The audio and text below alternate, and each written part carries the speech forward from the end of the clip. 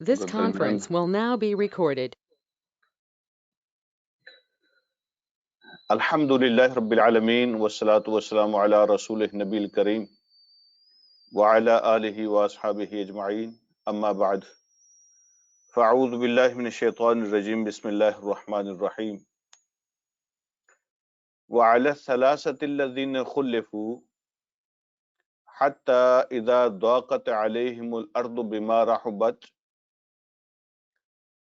wa daqat alayhim anfusuhum wa zannu an la malja'a min Allahi illa ilayhi ثم تاب عليهم ليتوبوا إن الله هو التواب الرحيم يا أيها الذين آمنوا اتقوا الله وكونوا مع الصادقين صدق الله العظيم اللهم صل على سيدنا مولانا محمد وبارك وسلم عليه صلاة سلام كثيرا كثيرا. قابل احترام میرے بھائیوں، قابل عزت اسلامی مائیں اور بہنیں، السلام علیکم ورحمۃ اللہ وبرکاتہ. آپ کو یاد ہوگا کہ پچھلے درس میں پچھلے رکوع کی ایک آیت رہ گئی تھی، تو آج ہم وہاں سے سٹارٹ کریں گے. وقت کم ہونے کی وجہ سے ہم اس آیت کو نہیں لے سکے تھے، تو اس کا تعلق اس سے پچھلی آیت کے ساتھ ہی ہے. جب اللہ رب العالمین نے فرمایا نا کہ اللہ نے ان کی توبہ قبول کر لی، تو آج کا سبق بھی اسی بات سے سٹارٹ ہوتا ہے. وَعَلَى الثَّلَاثَةِ الَّذِينَ خُلِّفُوا، اور اللہ نے ان پر بھی مہربانی فرما دی، ان تینوں پر، اور اللہ نے ان تینوں پر بھی مہربانی فرما دی. اللہ نے ان تین کی بھی توبہ قبول فرما لی. خلفو، جن کا معاملہ پیچھے کر دیا گیا تھا، جن کا معاملہ، جن کا کیس ڈیلے کر دیا گیا تھا، جن سے کہا گیا تھا کہ تمہیں بعد میں دیکھتے ہیں. تو ان کے ساتھ کیا ہوا؟ اللہ پاک فرماتے ہیں حتی اذا ضاقت علیہم الارض، یہاں تک کہ ان پر زمین تنگ ہو گئی تھی. جب ان کا معاملہ ڈیلے کیا گیا تھا، پیچھے کر دیا گیا تھا، تو ان پر زمین تنگ پڑ گئی تھی. بما رحبت، اپنی وسعت کے باوجود. زمین حالانکہ بہت بڑی اور کھلی ہے، لیکن ان کو اپنے لیے زمین تنگ لگتی تھی، اتنے پریشان ہو گئے تھے. وَضَاقَتْ عَلَيْهِمْ أَنفُسُهُمْ، اور تنگ ہو گیا تھا ان پر اپنی جانیں بھی، یعنی اپنی جانیں بھی ان پر بوجھ لگنے لگی تھی. ان کا وہ اپنے آپ سے تنگ پڑ گئے تھے. جس طرح ہم کہتے ہیں نا کہ میں تو اپنے آپ سے تنگ پڑ گیا ہوں، وہ تو اپنے آپ سے بھی تنگ پڑ گئے تھے. تو پھر انہوں نے وَظَنُّوا، اور انہیں یقین ہو گیا تھا، انہوں نے یقین کر لیا تھا، اللہ ملجأ من اللہ الا الیہ، کہ کوئی پناہ کی جگہ نہیں ہے اللہ کے مقابلے میں سوائے اس کے کہ اسی کے پاس جایا جائے. اللہ کے مقابلے میں کوئی پناہ کی جگہ نہیں ہے سوائے اس کی اپنی ذات کے، وہی پناہ دے سکتا ہے، اور کوئی جگہ نہیں ہے. ثم تاب علیہم، پھر اللہ نے ان پہ توجہ فرمائی، اللہ نے ان پہ مہربانی فرمائی. لیتوبوا، تاکہ وہ واپس پلٹ آئیں اللہ کے پاس، تاکہ وہ توبہ کر لیں، واپس آ جائیں. ان اللہ هو التواب الرحیم، بے شک اللہ تعالیٰ ہی ہیں جو توبہ قبول کرنے والے اور رحم فرمانے والے ہیں. اب یہ جو آیت ہے، اس میں اللہ پاک نے ایک فگر دیا ہے تین کا، اور ان کے بارے میں کچھ خبریں دی ہیں کہ وہ بڑے تنگ پڑ گئے تھے، اور وہ بڑے پریشان ہو گئے تھے، اپنی جانوں سے بھی تنگ پڑ گئے تھے. وہ تین کون تھے اور ان کے ساتھ کیا ہوا تھا؟ حضور علیہ الصلوۃ والسلام ان کے بارے میں آپ نے کیا فیصلہ فرمایا تھا؟ تو ان کی اپنی زبانی احادیث کی کتابوں میں یہ واقعہ موجود ہے، جو صحیح اور اوتھینٹک ہے ساری کی ساری.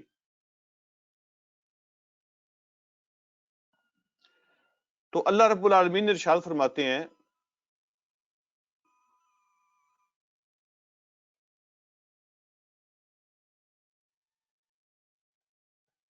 کہ ان کی جانیں ان پر بوجھ بن گئی تھیں، ان کے نفس ان پہ بوجھ بن گئے تھے، ان کی زمین ان پہ تنگ ہو گئی تھی. اللہ کے سوا ان کو کوئی ٹھکانہ نظر نہیں آ رہا تھا. تو خود وہ بیان کرتے ہیں ان میں سے ایک. یہ 3 صحابی کون تھے؟ جب اللہ نے بیان کیا کہ وہ 3 تھے، ان میں سے ایک جو ہے نا وہ کعب بن مالک تھے رضی اللہ تعالیٰ عنہ. کعب بن مالک. اور یہ جو تفصیل ہے اس واقعہ کی، یہ کعب بن مالک رضی اللہ تعالیٰ عنہ نے اپنی زبانی سنائی اپنے بیٹے کو، بیٹے عبداللہ کو. اور جو دوسرے 2 ہیں ان میں سے ایک کا نام ہے ہلال بن امیہ اور تیسرے کا نام ہے مرارہ بن ربیع رضی اللہ تعالیٰ عنہ. مرارہ بن ربیع، ہلال بن امیہ اور کعب بن مالک، یہ 3 ہیں. جو ہلال بن امیہ اور مرارہ بن ربیع ہیں وہ دونوں بزرگ آدمی تھے، بوڑھے تھے. لیکن جو کعب بن مالک ہیں یہ جوان آدمی تھے. اور جب انہوں نے خود اپنا واقعہ سنایا نا اپنے بیٹے عبداللہ کو، تو احادیث کی کتابوں میں، سیرت کی کتابوں میں وہ پوری تفصیلات آئی ہیں. یہ جو کعب بن مالک رضی اللہ تعالیٰ عنہ، یہ بہت مخلص صحابی تھے. یعنی کوئی ایسا مسئلہ نہیں ہے کہ نعوذ باللہ جیسے منافقین تھے ایسے ان میں سے نہیں تھے. بہت مخلص، ہر جہاد میں شریک. یہ آپ یاد رکھیں، ذہن میں رکھیں، یہ باتیں آپ کو ان کی کہانی سمجھنے میں آپ کے کام آئیں گی. ہر جہاد میں شریک، بہت مخلص. اور اس غزوہ تبوک کے لیے بھی پوری طرح تیار تھے. یعنی 2 سواریاں تیار کر رکھی تھیں، پوری طرح تیار تھے. 2 سواریاں تیار کی ہوئی تھیں. تو اپنے باغ میں چلے گئے، مدینہ سے باہر ان کا باغ تھا. تو ابھی لشکر نکلنے کا اعلان نہیں ہوا تھا، تو باغ میں چلے گئے. جیسے آپ جانتے ہیں باغ تیار تھے، تو باغ میں کام کر رہے تھے. تو ان کو پتہ چلا کہ لشکر تیار ہو گیا. اگلے دن جب باغ سے واپس آئے تو پتہ چلا کہ لشکر نکل گیا. تو انہوں نے دل میں سوچا کہ لشکر کے ساتھ تو میں نہیں نکلا ہوں، لیکن میرے پاس تو ماشاءاللہ سواری تیار ہے، گھوڑا میرا تیز ہے، تو میں ان کو کل مل جاؤں گا. آج رات گھر میں رہتا ہوں، صبح نکلوں گا تو ان کو رستے میں مل جاؤں گا. دوسرا دن ہو گیا تو سستی ہو گئی. تیسرا دن ہوا تو کہا میں آج مل جاؤں گا ان کے ساتھ. وہ کون سا تیز جا رہے ہیں، موسٹلی لوگ پیدل ہیں، تو میں ان کو مل جاؤں گا. تیسرا دن بھی گزر گیا، پھر جانے کا دل نہیں کیا، پھر سستی ہو گئی. سستی ہوتی تھی، اب کیا جانا ہے، اب تو لشکر بہت آگے نکل گیا. وہ کہتے ہیں میں جب مدینے کی گلیوں میں نکلتا تھا تو یا تو وہاں بوڑھی عورتیں تھیں، یا منافق تھے، یا وہ لوگ تھے جو ایجڈ ہیں، جو بوڑھے ہیں، جو جا نہیں سکتے تھے. تو مجھے بڑی تکلیف ہوتی تھی کہ میں نے یہ کیا غلطی کی ہے کہ منافقوں اور بوڑھوں اور عورتوں کے ساتھ پیچھے رہ گیا ہوں. 50 دن کے بعد حضور علیہ الصلوۃ والسلام کی واپسی ہوتی ہے تبوک سے. تو آپ نے کھلی کچہری لگائی. میں کچھ چیزوں کو شارٹ کرتا ہوں کہ جو نہیں گئے تھے وہ 80-90 لوگ جو شامل نہیں ہوئے تھے، تو وہ آئے اور انہوں نے اپنے جھوٹے عذر پیش کیے. جو منافقین تھے جھوٹے عذر پیش کیے. میں جب آیا، میری جب باری آئی تو میں نے عرض کیا اللہ کے نبی میرا کوئی عذر نہیں ہے، میرا کوئی بہانہ نہیں ہے، میں صرف سستی کی وجہ سے شامل نہیں ہو سکا.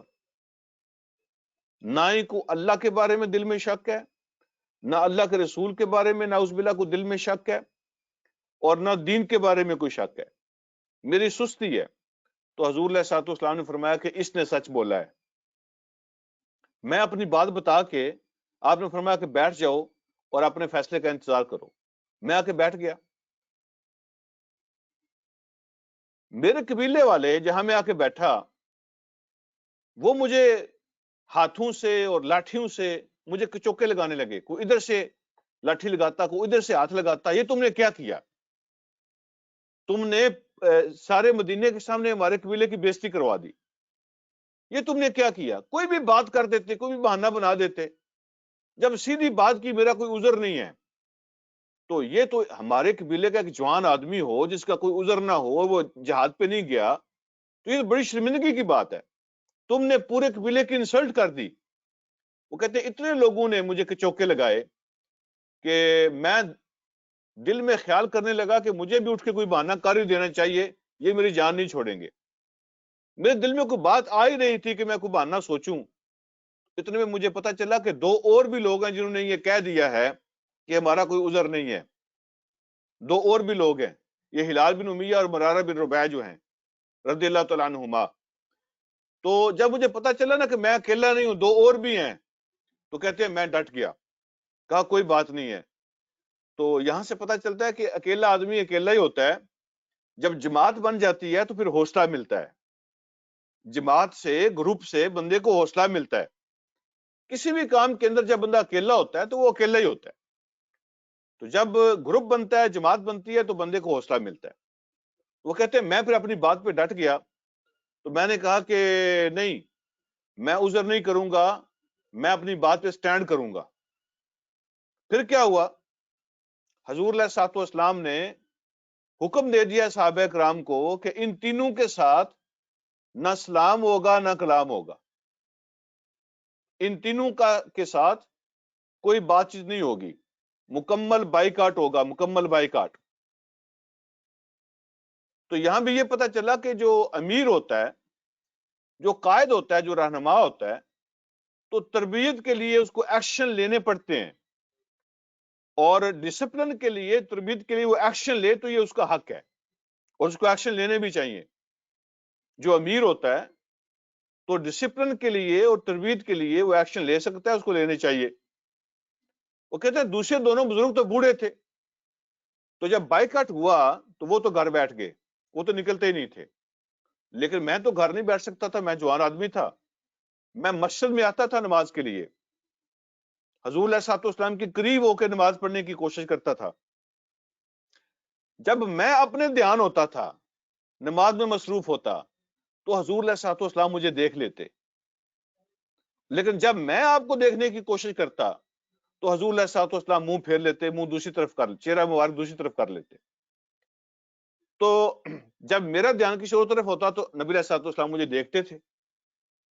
تو اس کے اندر بھی ایک میسج تھا کہ ہمیں تم سے کوئی دشمنی نہیں ہے، ہم تم سے کوئی نفرت نہیں کرتے، ہمیں تم سے پیار ہے، لیکن یہ ایک معاملہ ایسا ہے کہ یہ ہمیں کرنا پڑے گا، اور یہ ضروری ہے، اور یہ کسی دشمنی کی وجہ سے یا کسی نفرت اور ضد کی وجہ سے نہیں ہے۔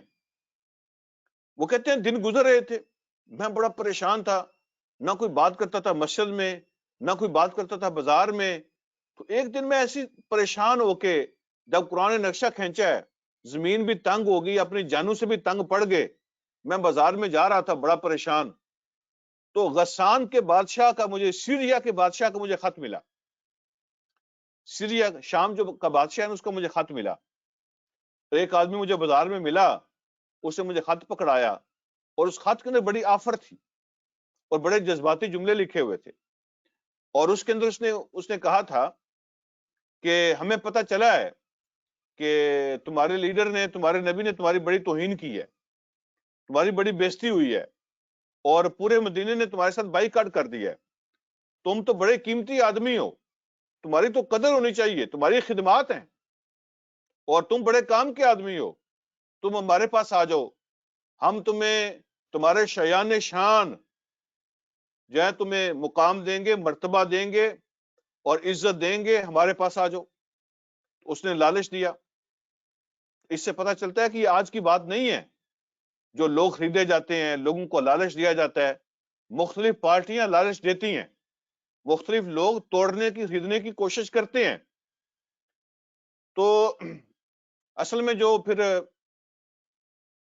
لوگ مخلص ہوتے ہیں، جو سمجھدار ہوتے ہیں، اپنے کاز کے ساتھ بھی مخلص ہوتے ہیں، اپنی جماعت کے ساتھ بھی مخلص ہوتے ہیں، وہ یہی سمجھتے ہیں، یہی فیصلہ کرتے ہیں کہ یہاں کی جو بےزتی میں لوگ محسوس کر رہے ہیں کہ یہ بےزتی ہے یا ذلت ہے، تو یہاں کی ذلت جو ہوتی ہے نا، اپنے گھر کی ذلت، وہ دوسروں کی عزت سے اچھی ہوتی ہے۔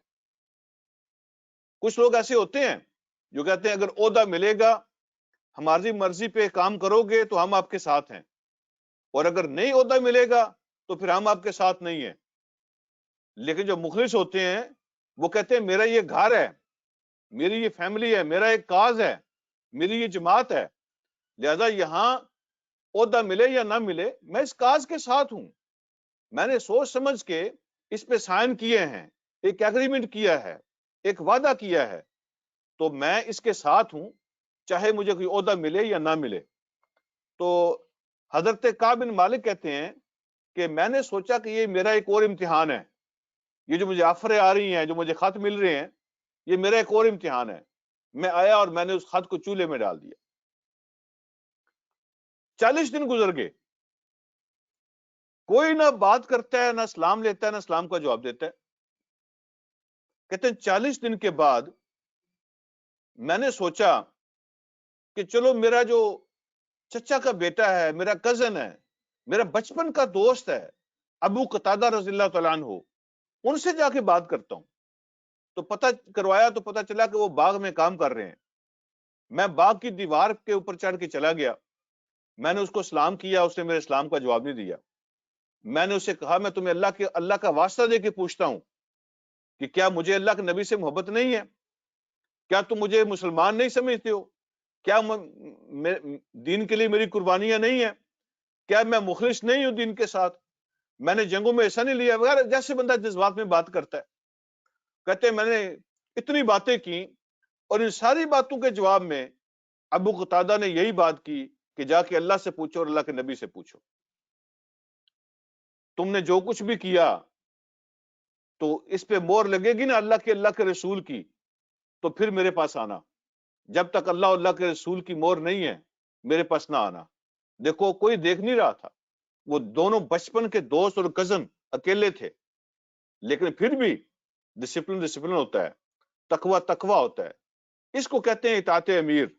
وہ کہتے ہیں جا کے اللہ کے رسول سے پوچھو، میرے ساتھ بات نہ کرو۔ تو ساری باتوں کا ایک ہی جواب ہے، جا کے اللہ سے پوچھو، اللہ کے رسول سے پوچھو۔ سبحان اللہ۔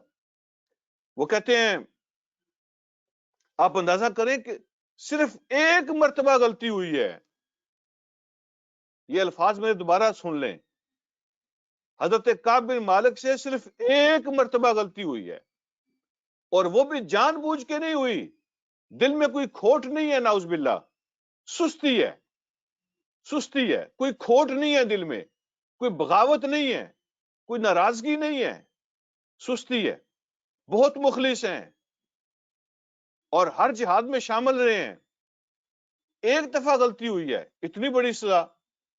اس کا جواب یہ ہے کہ اللہ رب العالمین بھی اور جماعتیں بھی اور دین بھی وقت دیکھتے ہیں، وقت دیکھا جاتا ہے کہ مشکل وقت ہو تو اس میں توقع زیادہ ہوتی ہے اور اپنوں سے زیادہ توقع ہوتی ہے۔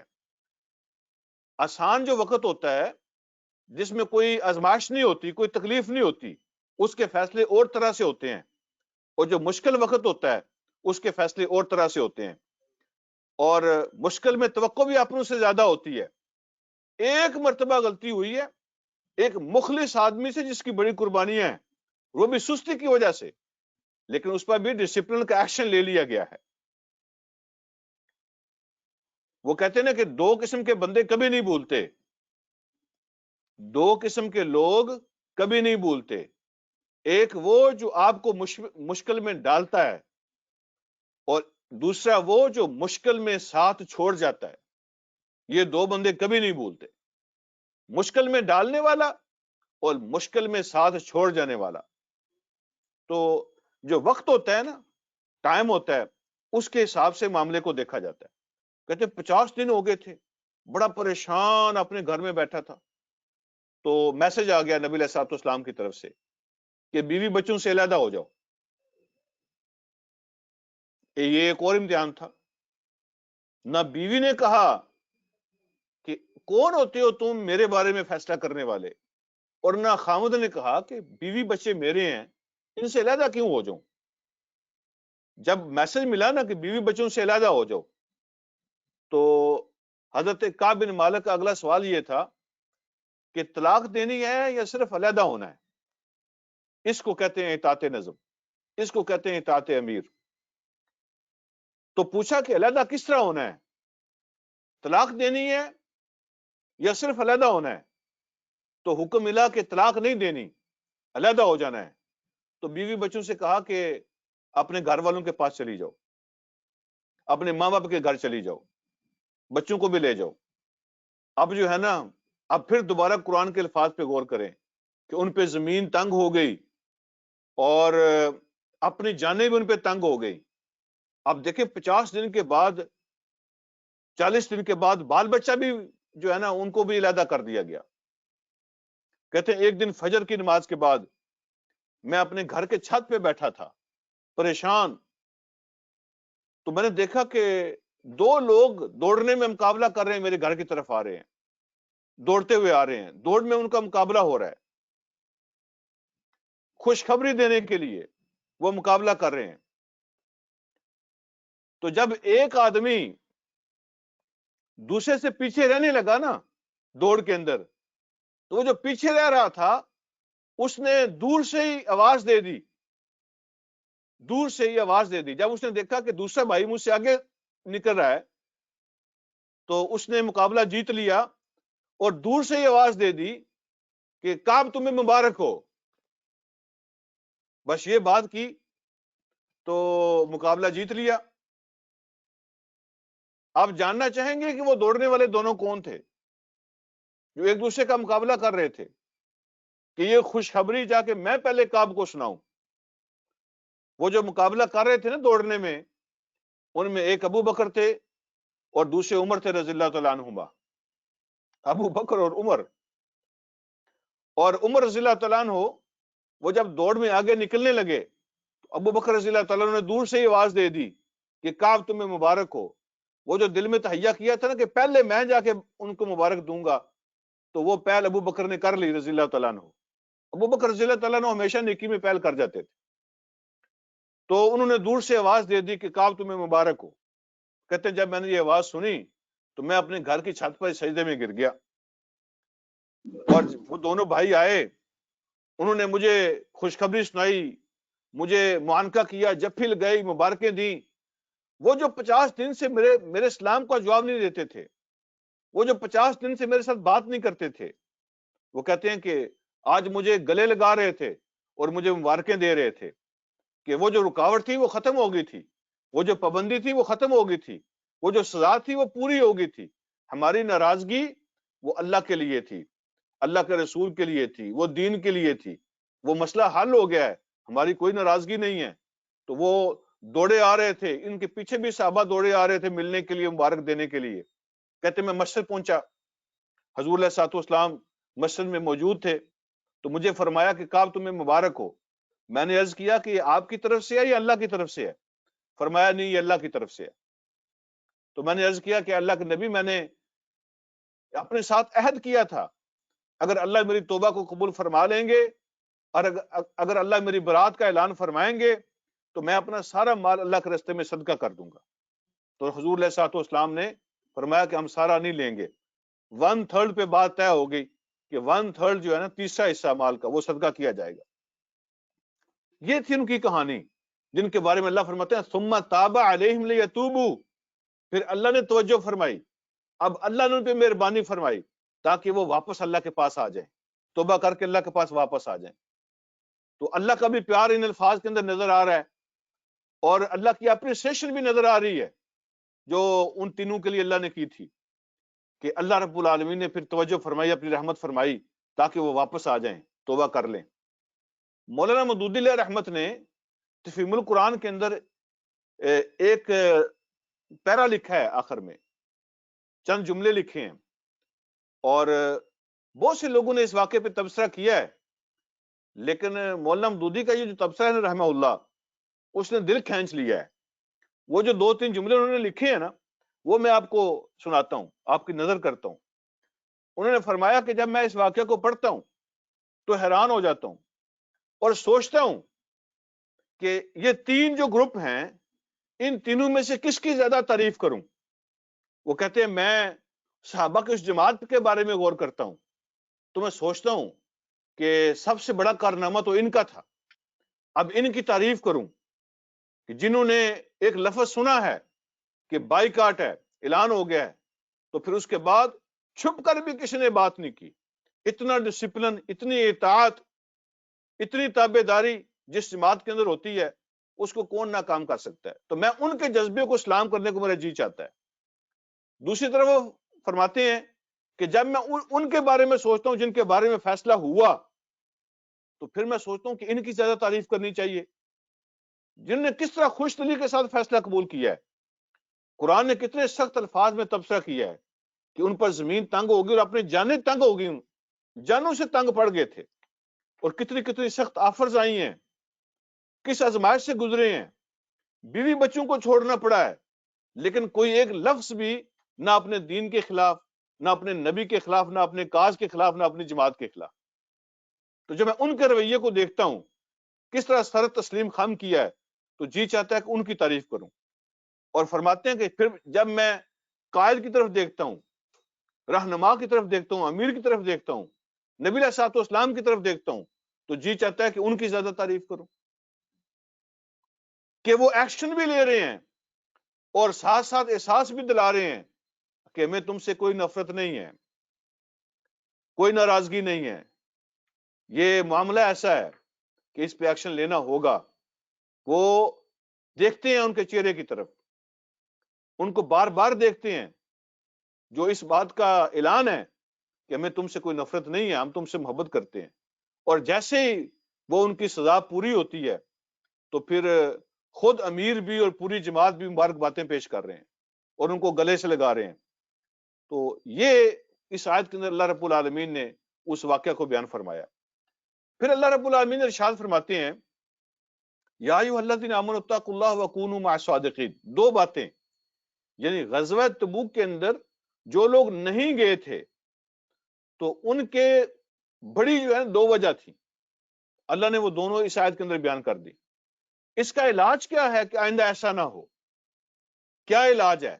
تمہارے اندر اخلاص پیدا ہو جائے، قربانی کا جذبہ پیدا ہو جائے، سستی کا علاج ہو جائے۔ یہ کتنی بڑی بات ہے جو قرآن نے بیان کی ہے۔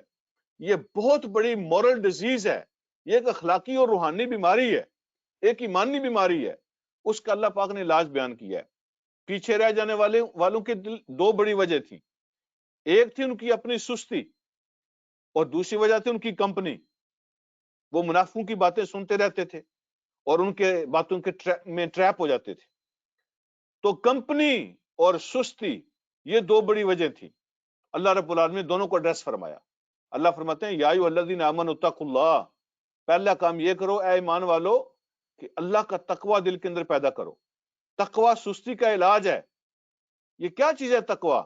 کہ میں نے مرنا ہے، میری اکاؤنٹیبلٹی ہونی ہے، میری ریکارڈنگ تیار ہو رہی ہے، مجھے اللہ کے سامنے جانا ہے، ایک ایک پل کا حساب دینا ہے۔ یہ جو احساس ہے، اس احساس کا نام تقوی ہے۔ جب یہ احساس زندہ ہوگا تمہارے اندر تو پھر سستی نہیں ہوگی، سستی نہیں ہوگی۔ یہ لوگ اپنی مرضی کیوں کرتے ہیں؟ آپ نے کبھی اس سوال کے بارے میں سوچا کہ لوگ اپنی مرضی کیوں کرتے ہیں؟ اس لیے کہ ان کے دل کے اندر سے یہ ڈر اور احساس ختم ہو جاتا ہے کہ میری ریکارڈنگ تیار ہو رہی ہے، مجھے اللہ کے پاس جانا ہے، اللہ کا سامنا کرنا ہے، میں نے حساب دینا ہے۔ یہ ڈر اور احساس جب ختم ہو جاتا ہے لوگ اپنی مرضی کرتے ہیں۔ تو اس کا علاج کیا ہے؟ تقوی کو مضبوط کرو، یہ احساس تازہ کرو کہ اگر رب ناراض ہو جائے تو پھر میں نے دنیا کو اور دنیا کے اسباب کو کیا کرنا ہے؟ یہ میرے کس کام کی؟ اگر میرا مالک ناراض ہے تو یہ دنیا میرے کس کام کی ہوگی؟ تو ایک تو اللہ نے یہ علاج بتایا، یہ سستی کا علاج ہے کہ احساس پیدا کرو۔ تقوی اس احساس کا نام ہے، وہ فیلنگز، وہ ایموشنز، ان کو تازہ کرو اور سٹرانگ کرو۔ اور دوسری بات اللہ نے فرمائی وَكُونُوا مَعَ الصَّادِقِينَ، ان کے ساتھ بیٹھو، ان کے ساتھی بن جاؤ، ان کے ساتھ رہو جو سچے لوگ ہیں، سچوں کے ساتھ بیٹھو، بری کمپنی کو چھوڑ دو۔ آپ کو پتہ ہے یہ صادقین کون ہیں؟ وہ لوگ جو اپنے دعوے میں سچے ہیں، جن کے قول اور فعل میں تضاد نہیں ہوتا، کنٹرڈکشن نہیں ہوتی، جو محبت کے دعوے تو کریں لیکن فالو کسی اور کو کریں، وہ صادقین نہیں ہوتے۔ یہ جو آپ سنتے ہیں نا عام طور پہ جو کہا جاتا ہے کہ میری 100 بھی جانیں ہوں تو میں اللہ کے نبی پہ قربان کر دوں، لیکن جب اللہ کے نبی کے حکم ماننے کی باری آتی ہے تو کوئی حکم نہیں فالو کرتے۔ یہ سب جھوٹ ہے، یہ سب دعوے ہوتے ہیں۔ تو صادقین ان کو کہتے ہیں کہ وہ صرف دعوے نہیں کرتے بلکہ وہ اپنے دعوے پہ عمل کر کے دعوے کی دلیل دیتے ہیں، اس کا ثبوت پیش کرتے ہیں. اور بڑے سے بڑے اسکالر کیوں نہ ہو، کوئی بڑے سے بڑا اسکالر ہو، کوئی بڑے سے بڑا پیر ہو، کوئی بڑے سے بڑا عالم ہو، جس کی زندگی میں دین نہیں ہے وہ کچھ بھی نہیں ہے، وہ کچھ بھی نہیں ہے. اگر وہ خود فالو نہیں کرتا تو اس کی کوئی حیثیت نہیں ہے. وہ دین کے نام پہ دھوکا ہوتا ہے.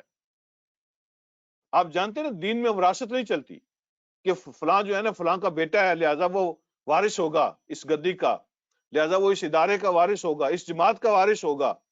دین میں وراثت نہیں چلتی. دین تو یہ کہتا ہے اگر بیٹا قابل ہے تو وہ اس کا حقدار ہے، اور اگر وہ قابل نہیں ہے تو اس کا حقدار نہیں ہے. تو اللہ رب العالمین یہی فرماتے ہیں کہ اچھے لوگوں کے ساتھ رہو گے تو اچھے بنو گے، اور بروں کے ساتھ رہو گے تو برے بن جاؤ گے.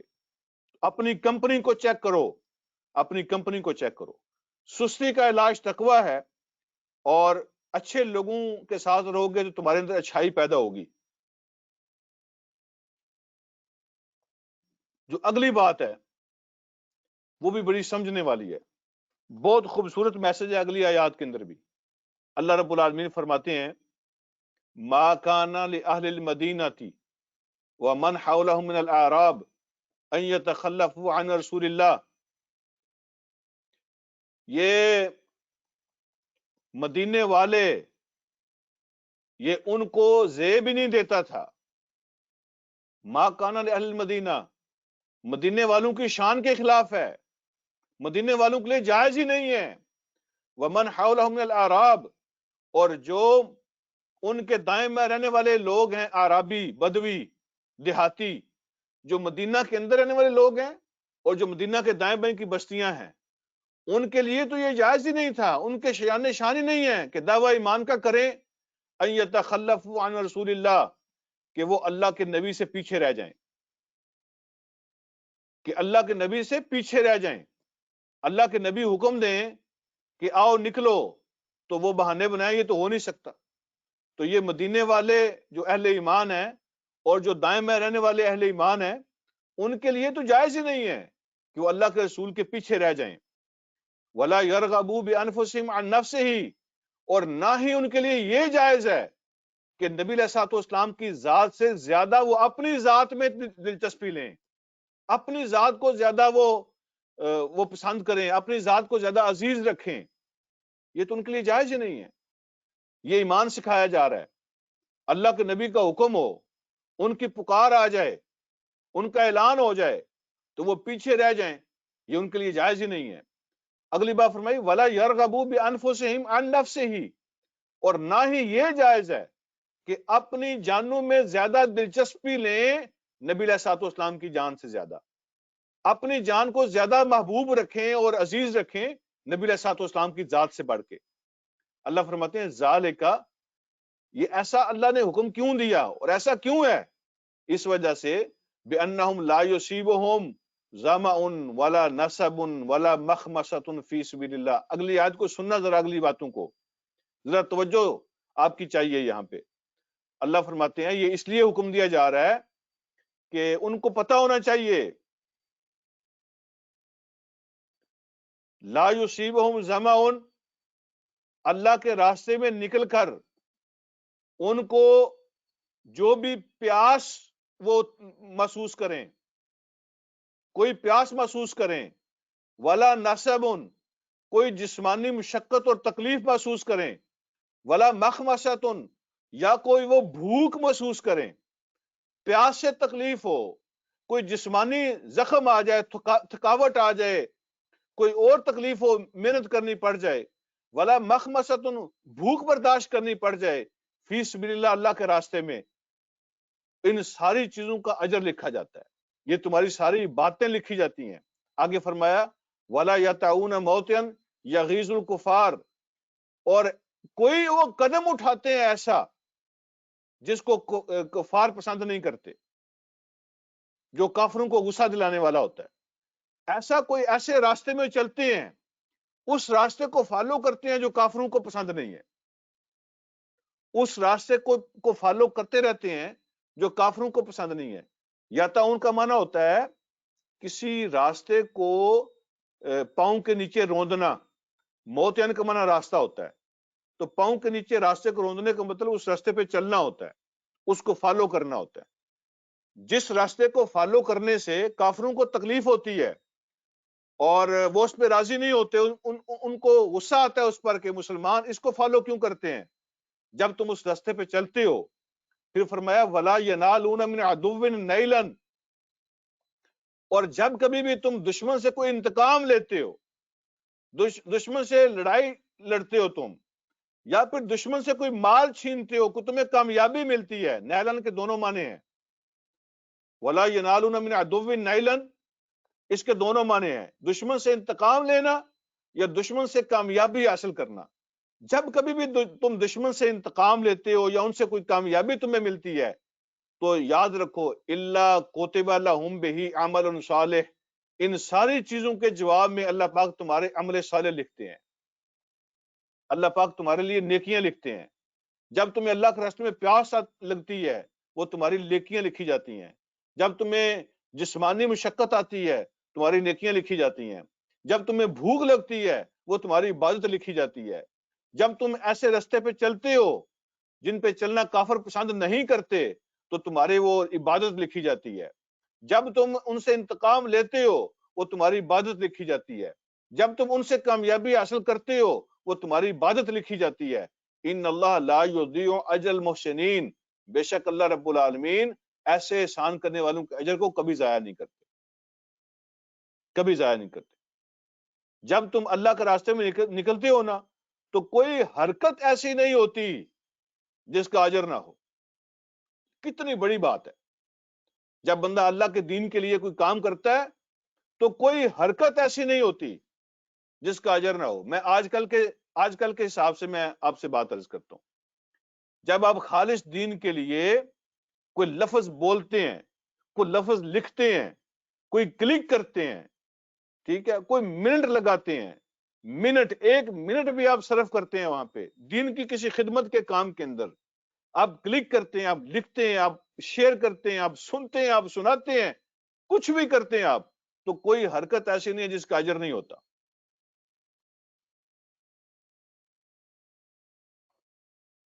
حضور علیہ الصلوۃ والسلام نے اپنے ایک حدیث کے اندر یہ بات ارشاد فرمائی، ہم نے پیچھے ایک درس کے اندر بھی یہ بات پڑھی تھی، اس وقت بھی میں نے آپ سے یہ شیئر کیا تھا کہ حضور علیہ الصلوۃ والسلام فرماتے ہیں کہ کچھ لوگ، آپ نے صحابہ سے خطاب فرمایا واپسی پر، غزوہ تبوک سے واپسی پر، فرمایا کچھ لوگ مدینہ میں بیٹھے ہیں لیکن وہ تمہارے ہر سفر میں شامل ہیں، تمہارے ہر کام میں شامل ہیں۔ تو لوگوں نے عرض کیا اللہ کے نبی یہ کیسی بات ہوئی کہ بیٹھے وہ مدینہ میں ہیں، شامل ہمارے ساتھ ہیں؟ فرمایا تمہیں یاد ہوگا کہ وہ روتے ہوئے واپس گئے تھے جن کے پاس سواریاں نہیں تھی، وہ روتے ہوئے واپس گئے تھے، تو چونکہ ان کا کوئی قصور نہیں ہے، وہ دلی طور پر تمہارے ساتھ ہیں، لہٰذا ان کی نیت کے مطابق اپنے گھروں میں بیٹھ کر ان کو اجر مل رہا ہے۔ اور حضور علیہ الصلوۃ والسلام نے ایک اور حدیث کے اندر یہ بات ارشاد فرمائی ہے، جب تم کسی کولیکٹیو ایفرٹ کا حصہ بن جاتے ہو، کسی اجتماعیت کا حصہ بن جاتے ہو، وہ اجتماعیت جو اچھے کام کرتی ہے، جو دین کا کام کرتی ہے، اس اجتماعیت کا تم حصہ بن جاتے ہو، تو نبی علیہ الصلوۃ والسلام فرماتے ہیں ان دعاہم تحیط من ورائہم،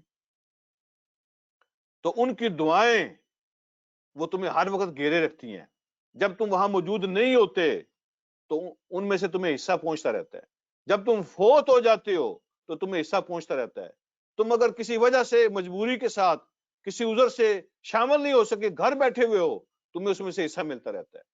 تو کسی اجتماعیت کا حصہ بننے کا یہ فائدہ ہوتا ہے۔ تو اس کے بعد اللہ رب العالمین نے کتنی خوبصورت بات اگلی آیت کے اندر بھی ایک اور بات ارشاد فرمائی، وَلَا يُنْفِقُونَ نَفَقَةً صَغِيرَةً وَلَا كَبِيرَةً، جو تم اللہ کے راستے میں خرچ کرتے ہو نا، وہ خرچ تھوڑا ہو یا زیادہ، ہر بندے نے اپنی کیپیسٹی کے حساب سے خرچ کرنا ہے نا۔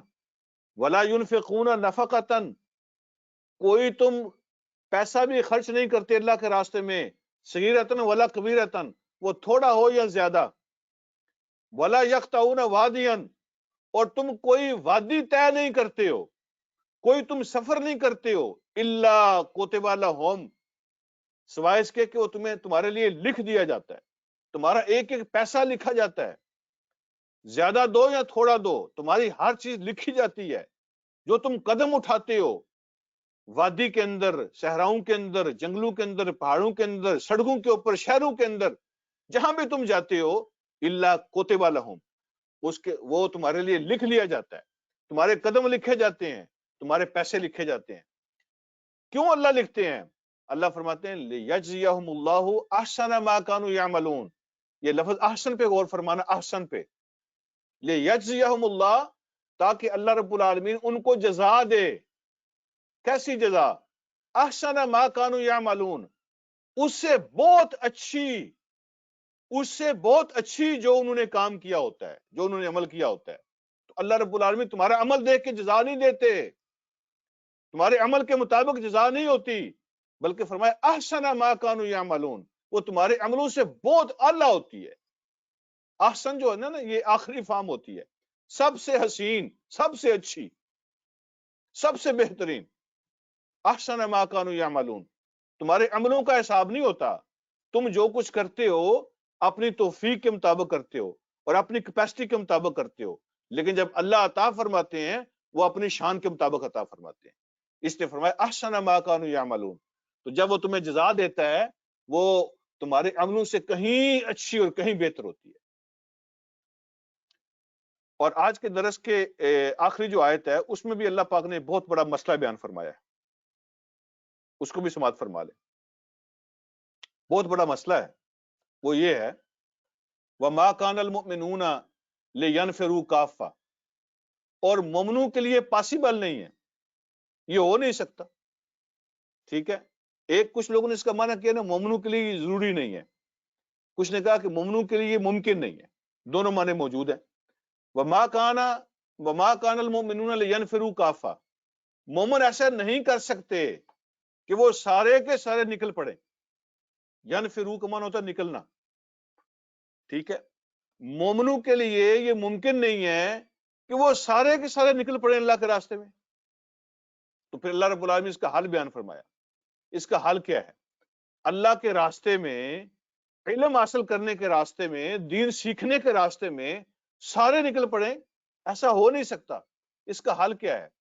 اللہ فرماتے ہیں اس کا حل یہ ہے فَلَوْلَا نَفَرَ مِن كُلِّ فِرْقَةٍ مِّنْهُمْ طَائِفَةٌ، تو کیوں نہیں ہر گروپ میں سے، ہر قبیلے میں سے، ہر علاقے میں سے ایک طائفہ چھوٹا گروہ کیوں نہیں نکلتا؟ فرقہ بڑا گروہ، طائفہ چھوٹا گروہ، تو ہر بڑے گروپ میں سے ایک چھوٹا گروپ کیوں نہیں نکلتا؟ یہ اس کا حل ہے۔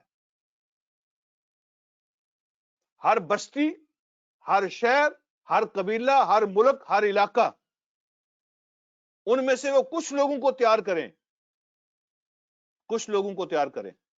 یہاں میں ایک اور نقطہ آپ سے عرض کرنا چاہتا ہوں، وہ یہ ہے کہ ایک تو ذمہ داری ہوتی ہے نا ان لوگوں کی جو خود نکل کے دین کا علم حاصل کریں اور دین کو سیکھیں، ان کی خود بھی ذمہ داری ہے، لیکن ایک ذمہ داری ہے اس علاقے کی، اس بستی کے لوگوں کی، اس قبیلے کے لوگوں کی، خاندان کے لوگوں کی، شہر کے لوگوں کی، ان کی ذمہ داری ہے کہ وہ تیار کریں لوگوں کو نکلنے کے لیے۔ فلولا نفر من كل فرقة منهم طائفة، ان میں سے ہر بڑے گروہ میں سے چھوٹا گروہ کیوں نہیں نکلتا؟ وہ کیوں نکلے؟ اللہ فرماتے ہیں لیتفقهوا فی الدین، تاکہ وہ دین کے اندر سمجھ حاصل کریں، تاکہ وہ دین کے اندر سمجھ حاصل کریں۔ یہ لفظ فقہ سے نکلا ہے، فقہ کا خوب ڈیپ انڈرسٹینڈنگ۔ اللہ نے لیفقهوا نہیں فرمایا، یفقہوا کا معنی ہوتا ہے سمجھنا، اور یتفقہوا کا معنی ہوتا ہے ڈیپلی سمجھنا، تفصیل کے ساتھ سمجھنا۔ تو ایک گروپ کو نکالو لیتفقہوا فی الدین، تاکہ وہ دین کو پوری طرح سمجھیں، اور پھر کیا کریں؟ سمجھ کے کیا کریں؟ وَلِيُنذِرُوا قَوْمَهُمْ، پھر واپس آ کے اپنی قوم کے لوگوں کو ڈرائیں، پھر اپنی قوم کے لوگوں کو آ کے سمجھائیں۔ یہ دو مقصد اللہ نے بیان فرمائے ہیں۔ یہ جو دین کا علم ہے نا، یہ فرض کفایہ ہے، اس لیے اللہ نے فرمایا کہ سارے نہیں نکل سکتے تو کچھ نکلو، اور اگر کوئی بھی نہیں نکلتا تو سارے قصوروار ہیں۔ فرض کفایہ کیا ہوتا ہے؟ تو ایک ہوتا ہے فرض عین جو کرنا ہی کرنا ہوتا ہے، وہ ہر کسی کے ذمے ہوتا ہے. ایک ہے فرض کفایہ. کفایہ اس کو کہتے ہیں کہ جو پرسنل نہیں ہوتا، ذاتی جو معاملات ہوتے ہیں ان میں فرض کفایہ نہیں ہوتا. اجتماعی جو معاملات ہوتے ہیں ان میں فرض کفایہ ہوتا ہے، ذاتی معاملات میں کفایہ نہیں ہوتا. یہ یاد رکھیں. اجتماعی جو معاملات ہوتے ہیں جس کا تعلق پوری اجتماعیت کے ساتھ، سوسائٹی کے ساتھ ہوتا ہے، تو ان کے اندر فرض کفایہ ہوتا ہے، جس میں اگر کچھ لوگ آ جائیں تو باقیوں کی طرف سے مسئلہ ہو جاتا ہے، باقیوں کا قبول ہو جاتا ہے. اس کو کہتے ہیں فرض کفایہ. مثلا جنازہ ہے، تکفین ہے کسی کی، یہ سب کی ذمہ داری ہے، لیکن اگر سارے نہیں آ سکتے تو کچھ آ جائیں تو باقیوں کا عذر قبول ہوگا. اگر کوئی بھی نہیں آتا تو پھر سارے قصوروار ہوں گے. جنازہ ہو گیا، تکفین ہو گئی. یہ جو مسجد ہے، اللہ کے گھر تعمیر کرنا، یہ سب کی ذمہ داری ہے، لیکن اگر کچھ لوگ کر دیں تو باقیوں کی طرف سے فرض کفایہ ادا ہو جاتا ہے. اور اگر سارے ہی نہ کریں تو سارے قصوروار ہوتے ہیں. اس لیے کمیونٹی کی ذمہ داری ہے کہ کچھ لوگوں کو تیار کریں تاکہ وہ یہ کام کریں. مسجدوں کی تعمیر کرنا، مسجد کی نگرانی کرنا، مسجد کی دیکھ بھال کرنا، اس کا سسٹم چلانا، یہ فرض کفایہ میں آتا ہے. جہاد فرض کفایہ میں آتا ہے جب تک یہ اعلان نہ ہو جائے کہ ہر بندہ نکلے. یہ سرحدوں کی حفاظت جو ہوتی ہے نا، یہ بھی فرض کفایہ میں آتی ہے. جو دین کا کام ہوتا ہے، دعوت کا کام ہوتا ہے، یہ فرض کفایہ میں آتا ہے. اسی طرح علم حاصل کرنا اس کے دو درجے ہوتے ہیں، دو درجے ہیں. ایک درجہ ہے فرض عین کا، وہ ضروری ہر بندے کے لیے، اور ایک درجہ ہے فرض کفایہ کا. یہ سمجھ لیں. فرض عین کا درجہ کون سا ہوتا ہے؟ جب کوئی بالغ ہو جاتا ہے تو اس پہ فرض ہے کہ وہ طہارت اور نجاست کے بارے میں سیکھے، جس کو کہتے ہیں پاکی ناپاکی. وہ پاکی پلیتی کے بارے میں سیکھے کہ بندہ پاک کیسے ہوتا ہے، ناپاک کیسے ہو جاتا ہے، اور اگر ناپاک ہو جائے تو پاک کیسے ہونا ہوتا ہے. یہ فرض عین ہے، یہ فرض کفایہ نہیں ہے. یہ معاملات فرض عین ہے. جب کوئی بالغ ہو جائے اس کو پتہ ہونا چاہیے کہ پاکی ناپاکی کیسے ہوتی ہے. اس کے بعد اگلا مسئلہ یہ ہے کہ نماز، اس کے جو بنیادی چیزیں ہیں، جو اس کے فرض اور واجبات ہیں، جو ادا کرنے کا طریقہ ہے، یہ فرض عین ہے، اس کو سیکھنا پڑے گا. اس سے آگے آ جائیں. حلال حرام جو ہے نا، کیا چیز حلال ہے کیا حرام ہے، یہ بھی فرض عین ہے، ہر کسی کو پتہ ہونا چاہیے. پھر اگر کوئی مالدار ہو جاتا ہے، اس کے پاس مال آ جاتا ہے، تو اس کے لیے فرض عین ہے کہ اس کو پتہ ہو کہ زکوٰۃ فرض ہے اور کیسی فرض ہے، کتنی فرض ہے، کتنی دینی ہے، کس کو دینی ہے. یہ معاملات بھی فرض عین ہو جاتے ہیں. پھر اس کے بعد جو بندہ بالغ میچور ہو جاتا ہے، نکاح کی عمر کو پہنچ جاتا ہے، پھر جب شادی کے معاملات طے ہونے لگتے ہیں تو یہ بھی فرض عین ہے کہ اس کو پتہ ہو کہ بیوی کا حق کیا ہوتا ہے، بیوی کا فرض کیا ہے، خاوند کا حق کیا ہے، خاوند کا فرض کیا ہے. اور اگر کوئی گڑبڑ ہو جاتی ہے آپس میں تو اس کو حل کیسے کرنا ہے. نکاح طلاق کے جو بنیادی چیزیں ہوتی ہیں یہ فرض عین ہے ساری. اسی کے بارے میں نبی علیہ الصلوۃ والسلام نے فرمایا طالب العلم فریضۃ علی کل مسلم. ہر مسلمان پر دین کی بنیادی چیزیں، بیسک نالج آف دین، وہ فرض ہے، وہ فرض ہے. اب جو باقی تفصیلات ہیں، باقی جو معاملات ہیں، وہ فرض کفایہ ہیں. اس کے لیے نبی علیہ الصلوۃ والسلام کے زمانے میں بھی ایسا ہی ہوتا تھا کہ خاندانوں میں سے سارے لوگ نہیں آ سکتے تھے. کبھی ایک بھائی آ جاتا تھا، وہ دن نبی علیہ الصلوۃ والسلام کے ساتھ گزارتے، جو کچھ اس دن جو آپ سکھاتے تھے وہ واپس جا کے باقی خاندان کو سکھاتے تھے. دوسرے دن دوسرا بھائی آ جاتا، کبھی باپ آ جاتا، کبھی بیٹا آ جاتا، ٹھیک ہے، کبھی کوئی خاندان میں سے آ جاتا، کبھی کوئی آ جاتا. اس دن جو وحی اترتی تھی، جو حضور علیہ الصلوۃ والسلام تعلیمات فرماتے تھے لوگوں کو، وہ جا کے واپس اپنے خاندان کو سکھاتے تھے. اس زمانے میں بھی ایسا ہی ہوتا تھا. لیکن آج کل کیا کرتے ہیں لوگ کہتے ہیں کہ کوئی آئے ہمارے پاس اور آ کے ہمیں سکھا بھی جائے اور جاتے ہوئے کچھ پیسے بھی ہماری جیب میں ڈال جائے، کیونکہ ہم نے بڑا ٹائم نکالا ہے، اس سے ہم نے سنا ہے، سیکھا ہے. کوئی گھر آ کے سکھا بھی جائے اور جاتے ہوئے کچھ دے بھی جائے، یہ ہے رویہ دین کے ساتھ۔ باقی ساری چیزیں ہم خود سیکھتے ہیں اور بڑی شوق کے ساتھ سیکھتے ہیں، بڑی کوشش کے ساتھ سیکھتے ہیں، لیکن دین کے معاملے میں ہمارا رویہ یہ ہے کہ میرے منہ میں کوئی ڈال جائے اور جاتے ہوئے مجھے کچھ پیسے بھی دے جائے۔ آپ خود سوچیں، جب ہم کوئی ایگریمنٹ سائن کرتے ہیں، اس کی کوئی شرطیں ہوتی ہیں، ٹرمز اینڈ کنڈیشنز ہوتی ہیں، وہ چیزیں جب سائن ہم کر دیتے ہیں تو ٹرمز اینڈ کنڈیشن کا پتہ ہونا چاہیے کہ وہ کیا ہیں۔ جب بندہ مومن مسلمان ہوتا ہے تو اس کو بنیادی چیزوں کا پتہ ہونا چاہیے، حلال حرام فرض واجب کیا چیزیں ہیں، یہ فرض ہے۔ اگر کسی گاؤں کے اندر، میں ایک موٹی سی مثال آپ سے عرض کرتا ہوں سمجھنے کے لیے، دیہاتوں کے اندر جتنے پیشے ہوتے ہیں نا، کسی نے جوتے بنانے ہیں، کسی نے کپڑے سینے ہیں، کسی نے جو ہتھیار اور اوزار ہوتے ہیں کسانوں کے وہ تیار کرنے ہیں، اگر کسی گاؤں میں یہ کام کرنے والا بندہ نہیں ہوتا تو پورے گاؤں والے اکٹھے ہو کے وہ بندہ بلاتے ہیں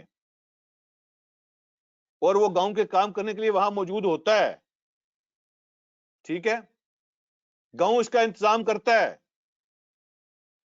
ہمارے دیہاتوں میں تو جانور رکھے ہوتے ہیں، پورے گاؤں کے سانجے ہوتے ہیں، بھینسا رکھا ہوتا ہے پورے گاؤں کے لیے، لیکن اگر امام نہ ہونا تو کوئی فکر نہیں ہوتی۔ کسی مسجد میں، گاؤں کی مسجد میں کوئی پڑھا لکھا دین کا اچھا نالج رکھنے والا، بچوں کو قوم کو سمجھانے والا اگر بندہ موجود نہیں نہ ہوتا تو لوگ بھینسا تو لے کے آتے ہیں، امام کی فکر کوئی نہیں کرتے، اس کا کوئی انتظام کرنے کی فکر نہیں ہوتی، دین کے علم کی کوئی فکر نہیں ہوتی۔ جوتے بنانے والا ہونا چاہیے، کپڑے سینے والا ہونا چاہیے، روٹیاں لگانے والا ہونا چاہیے، لیکن دین سکھانے والا ہے یا نہیں ہے اس کی کوئی فکر نہیں ہوتی۔ یہ ہے ہمارا رویہ۔